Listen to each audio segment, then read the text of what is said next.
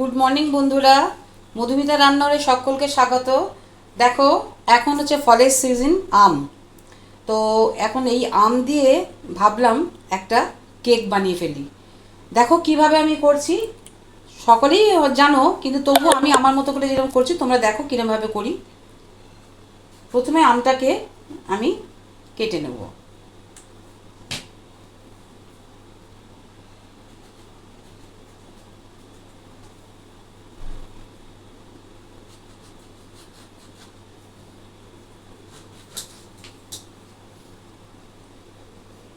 এই আমগুলো কিন্তু যেন আমার দাদার বাড়ির গাছের আম, খুব মিষ্টি।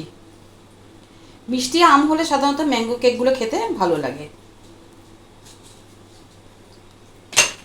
বন্ধুরা দেখো, আমের আমি এই কাতটা বার করে নিয়েছি, এটা আমি একটা আলাদা জায়গায় রাখছি। এবার যেটা করব দেখো, এইখানে এই যে কাপটা দেখছো, এই কাপের মাপে আমি 2 বাটি সুজি নিয়েছি। এই সুজিটাকে আমি মিক্সিতে গুঁড়ো করব, কিন্তু তার আগে আচ্ছা এটাকে আমি আগে গুঁড়ো করে নিই, তারপর তোমাদেরকে দেখাচ্ছি। বন্ধুরা দেখো, আমি সুজিটাকে গুঁড়ো করে আনলাম। অনেকটাই মিহি হয়েছে, কিন্তু পুরো একদম মানে মিহি মানে একদম আটার মতো হয়ে যাবে না, কিন্তু এটা মিহি করেছি। এবার এটা আমি একটা বাটিতে ঢেলে নেব। এবার আমি যেটা করব, যে কাপে এই কাপে আমি 2 কাপ সুজি নিয়েছিলাম, সেই জন্য এখান থেকে আমি 1.5 কাপ মতো আমি চিনি এর মধ্যে মেশাবো।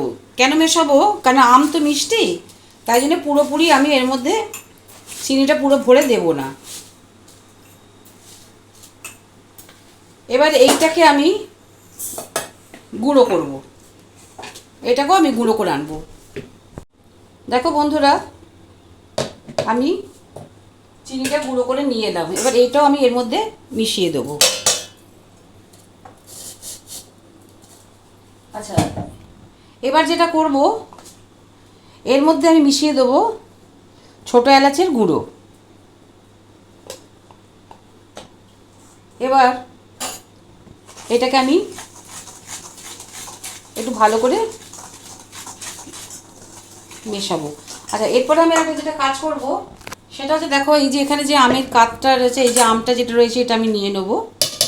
আচ্ছা, তার সাথে যেটা করব, এখানে আছে আমার দুধ।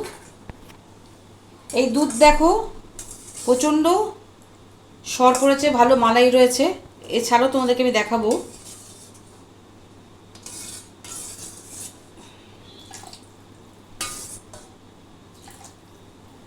এই দুধটা দিয়ে এখন আমি আমটাকে বেটে ফেলবো। এটাও মিক্সিতে গুঁড়ো করে আনবো। দেখো বন্ধুরা, আমি আম দিয়ে দুধ দিয়ে এটাকে পেস্ট করে নিয়েছি। আগে বলে ফেলেছি গুঁড়ো দিয়েছি, কিন্তু গুঁড়ো তো নয়, পেস্ট করেছি। আচ্ছা, এখানে যেটা এই পেস্টটা যেটা লেগে আছে থাকুক। এবার যেটা করব, আমি এটাকে ভালো করে মেশাবো।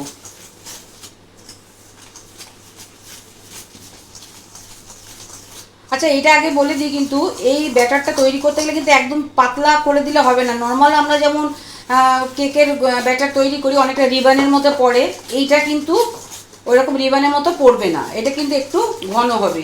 দেখো, এর মধ্যে আর একটু আমি দুধ মেশাচ্ছি। মিশিয়ে এটাকে আমি একটু ভালো করে, দেখো আম লেগে আছে, এটাতে আমি ভালো করে একটু ঝাঁকিয়ে নেব। এটা আমি মিশিয়ে দেবো। আচ্ছা, এবার যেটা মেশাবো, এখানে আমি সাদা তেল, তোমরা কিন্তু এক্ষেত্রে বাটারও ইউজ করতে পারো, কিন্তু আমি এটা রিফাইন্ড অয়েল দেবো।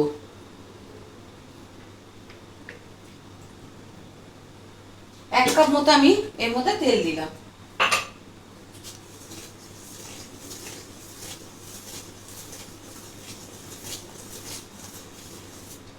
তার সাথে যেটা আমি একটা কাজ করব, সেটাও তোমাদের দেখাচ্ছি, যাতে কেকটা আরও বেশি টেস্টি হয়। সেটার জন্য দেখো, এইখানে রয়েছে কিন্তু আমার আলাদা করে দুধের মালাই। এইটা কিন্তু আমি দেখেছি একদম সলিড মালাই রয়েছে, এটা কিন্তু আমি এর মধ্যে মেশাবো অনবদ্য টেস্ট হওয়ার জন্য। এটা আমি কিন্তু করছি। এবার এইটাকে খুব ভালো করে আমি মেশাবো।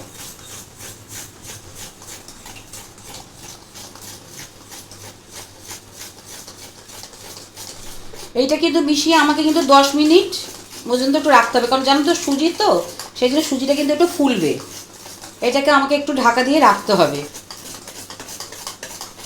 এই সময় এসে কিন্তু তোমরা একটু টেস্ট করে দেখে নিতে পারো, যদি তোমাদের মনে হয় মিষ্টি লাগবে তাহলে দিতে পারো, কিন্তু আমি আমার মাপ ঠিক মতো করে দিয়েছি, আশা করি আর লাগবে না। তোমরা যদি একটু বেশি মিষ্টি খাও তাহলে দিতে পারো। দেখো এটাকে আমি ভালো করে একই দিকে কিন্তু ঘোরাচ্ছি। এটা কিন্তু আমাকে এখন একটু স্ট্যান্ডিং টাইমে রাখতে হবে, সঙ্গে সঙ্গে কিন্তু এটা করা যাবে না, একটু স্ট্যান্ডিং টাইমে এটা আমি রাখবো। সুন্দর করে এটা গোলা হয়েছে, এটা খানিকক্ষণ আমি এটা ঢাকা দিয়ে রেখে দেবো। বন্ধুরা দেখো আমি 10-15 মিনিট রেস্ট দিয়ে এসছি, দেখো গোলাটা খুব সুন্দর হয়েছে।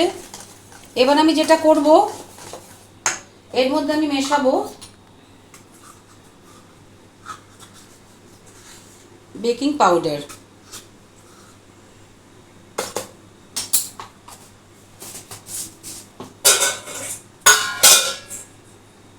এবার এর ওপর দেবে একটু সামান্য দুধ। এটাকে আমি ভালো করে মেশাবো।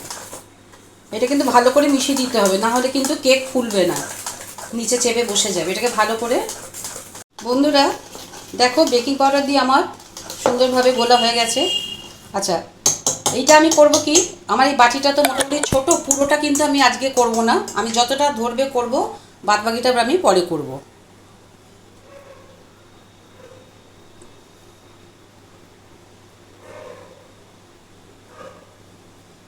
কারণ এটা তো ফুলে যাবে, তো সেই জন্যে পুরোটা করার আমি চেষ্টা করছি না,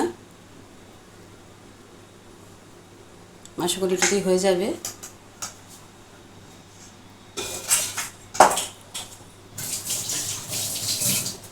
আচ্ছা দেখো এখানে দেখিয়ে দিই, এই দেখো আমি কিন্তু ডেচকিতে করব, কারণ ডেচকিটা আমার বড়, প্রেসার কুকারটা ছোট। এটা কিন্তু প্রিহিট করতে বসিয়ে দিয়েছি। এবার যেটা আমি করব, এইখানে এটাকে একটু ট্যাপ করে নেব যাতে কোনো বাবলস না থাকে। এবার দেখো এখানে আমার কুচনো আছে কিছু ড্রাই ফ্রুটস, এর মধ্যে পেস্তা আছে, কাঠবাদাম আছে, কাজু আছে। এটা আমি ওপর থেকে সুন্দর করে ছড়িয়ে দেবো।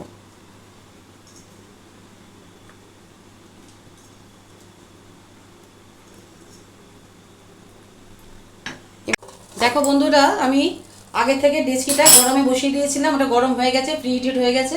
বন্ধুরা দেখো আমি ডেচকিটা আগে থেকে প্রিহিটেড করে রেখেছিলাম, এখন এটা বসিয়ে এটাকে আমি চাপা দিয়ে দিলাম। এটা মিনিমাম 8 ঘন্টা 35 মিনিট বাদে তবে আমি এসে ঢাকাটা খুলবো। এখন এটা আমি হতে দিলাম।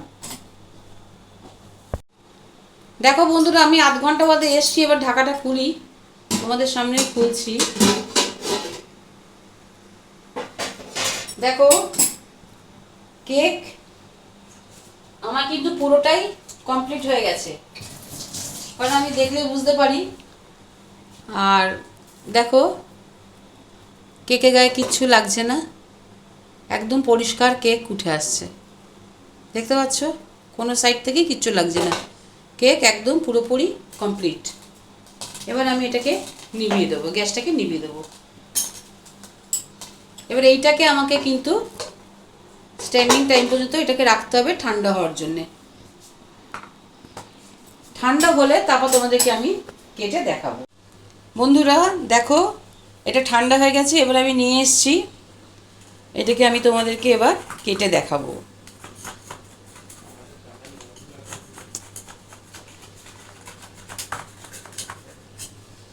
বন্ধুরা দেখো কেকটা আমি উল্টোলাম, ভীষণ সুন্দরভাবে হয়ে গেছে। দেখো বন্ধুরা এবার আমি তোমাদেরকে কেটে দেখাচ্ছি কত সুন্দর হয়েছে।